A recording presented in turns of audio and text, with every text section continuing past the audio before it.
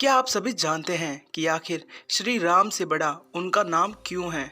तो हिंदू धर्म के प्रमुख ग्रंथ के उत्तर रामायण के अनुसार जब अश्वमेध यज्ञ पूरा हो गया था तो श्री राम ने एक बहुत बड़ी सभा का आयोजन किया था, जिसमें उन्होंने सभी देवता, ऋषि, मुनि, किन्नरों, यक्षों और राजाओं आदि को आमंत्रित किया था। और ऐसा कहा जाता है कि सभा में आए नारद मुनि ने एक राजा को भड़का दिया, जिस कारण से उस राजा ने ऋषि विश्वामित्र को छोड़कर सबको प्रणाम किया था, जिससे ऋषि विश्वामित्र क्रोधित हो गए थे और उन्होंने भगवान श्री राम से कहा कि अगर सूर्यास्त से पहले अगर श्री राम ने उस अभिमानी राजा को मृत्युदंड नहीं दिया तो वह उन्हें श्राप दे देंगे। इसलिए श्री राम ने उस राजा को सूर्यास्त से पूर्व मारने का प्रण ले लिया। श्री राम के प्रण की खबर पाते ही वह राजा भागा भागा हनुमान जी की माता अंजना के शरण में आ गया तथा पूरी बात बताई और उनसे प्राण रक्षा का वचन मांगा। तब माता अंजना ने हनुमान जी को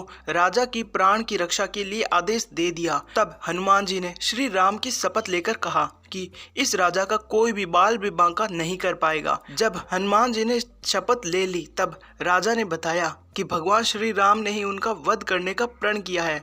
तो हनुमान जी धर्म संकट में पड़ गए कि राजा के प्राण कैसे बचाएं और माता का वचन दिया कैसे पूरा करें तथा श्री राम को श्राप से कैसे बचाएं, क्योंकि अगर वह उस राजा की रक्षा करते हैं तो श्री राम को श्राप मिल जाएगा और अगर वह श्री राम से उस राजा की रक्षा नहीं करते हैं इससे उनकी माता का वचन अधूरा रह जाएगा।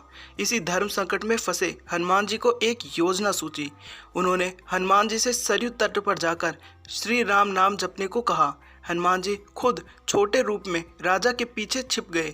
जब राजा को खोजते हुए श्री राम सरयू तट पर पहुंचे तो उन्होंने देखा कि राजा राम राम जप रहा है। तब प्रभु ने सोचा, ये तो मेरा भक्त है, मैं अपने भक्त के कैसे प्राण ले लूं। तब श्री राम ने वापस से राजभवन में लौटकर ऋषि विश्वामित्र से अपनी दुविधा कही। विश्वामित्र अपनी बात पर फिर भी अड़िग रहे और जिस पर श्री राम को फिर से राजा को मारने के लिए भेज दिया। श्री राम को फिर से राजा के प्राण लेने के लिए सरयू पर लौटना पड़ा। जब श्री राम के समक्ष भी धर्म संकट खड़ा हो गया कि वह कैसे राम नाम जप रहे अपने भक्त का वध करें। राम सोच ही रहे थे कि हनुमान जी को उनके साथ होना चाहिए था, परंतु हनुमान जी तो अपने ही आराध्य के विरुद्ध सूक्ष्म रूप में एक धर्म युद्ध का संचालन कर रहे थे, तब वह उनके सामने कैसे जा सकते थे। उस समय हनुमान जी खुद को भी पता था कि राम नाम जपते हुए राजन को कोई भी नहीं मार सकता, खुद मर्यादा पुरुषोत्तम राम भी नहीं। श्री राम ने सरयू तट से लौटकर राजा को मारने के लिए जब शक्ति बाण निकाला तब हनुमान जी के कहने पर राजा राम राम और तेजी से जपने लगा। राम जानते थे कि राम राम जपने वाले पर शक्ति बाण का असर नहीं होता है और वो असहाय होकर राजभवन लौट गए। विश्वामित्र उन्हें लौटा देखकर श्राप देने को उतारू हो गए और श्री राम को सरयू पर वापस से तट पर जाना पड़ा। जब भगवान राम ने विश्वामित्र को इतने क्रोध में देखा तो श्री राम को न चाहते हुए भी फिर से सरयू पर लौटना पड़ा।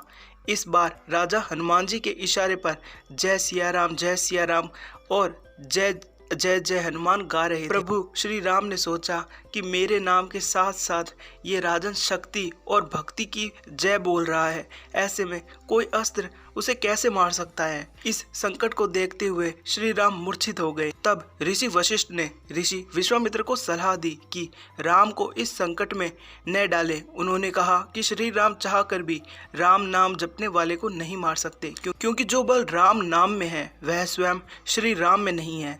संकट बढ़ता जाएगा यह देखकर श्री विश्वामित्र ने राम को संभाला और अपने वचन से मुक्त कर दिया। जब हनुमान जी ने मामला संभलते हुए देखा तो वह राजा के पीछे से निकलकर वापस अपने असली रूप में आ गए और श्री राम के चरणों में आग गिरे। तब प्रभु श्री राम ने कहा कि हनुमान जी ने इस प्रसंग से यह सिद्ध कर दिया है कि भक्ति की शक्ति सदैव आराध्य की ताकत बनती है तथा सच्चा भक्त सदैव भगवान श्री राम से बड़ा होता है। इस प्रकार हनुमान जी ने राम नाम के सहारे ही श्री राम को ही हरा दिया।